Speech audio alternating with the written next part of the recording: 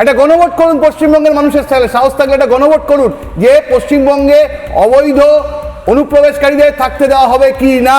যারা বাংলাদেশ থেকে নির্যাতিত হয়ে ধর্মীয় কারণে চলে এসছেন তারা ব্যতি রেখে যারা শুধুমাত্র এই দেশটাকে ব্যবহার করতে চান, এই দেশটাকে খোকলা করে দিতে চান, তাদেরকে এখানে থাকতে দেওয়া উচিত কি উচিত নয়। এরা তিব্বত থেকে পালিয়ে আসা শরণার্থী নন, এরা বাংলাদেশ থেকে ধর্মীয় কারণে পালিয়ে আসা শরণার্থী নন, কিংবা আফগানিস্তান থেকে পালিয়ে আসা শরণার্থী নন। এরা সেই মানুষগুলো যারা আমার এখানে থেকে ঘরে ভারতের খেয়ে ভারতের পরে ভারতের সর্বনাশ করছে। প্রথম কথা হচ্ছে আমার দেশটাকে ধর্মশালা বানিয়ে দেওয়া হয়েছে গত 75 বছরে। যেই আসবে তার জন্য আমরা দরজা খুলে দেবো, আর সেই আমার দেশে গন্ডগোল করবে। গোটা ইউরোপ আজকে বুঝতে পারছে তারা ধর্মশালা বানিয়ে তারা কত বড় সমস্যার মুখে পড়েছে, যে তারাই আজকে সংখ্যালঘু হয়ে গেছে।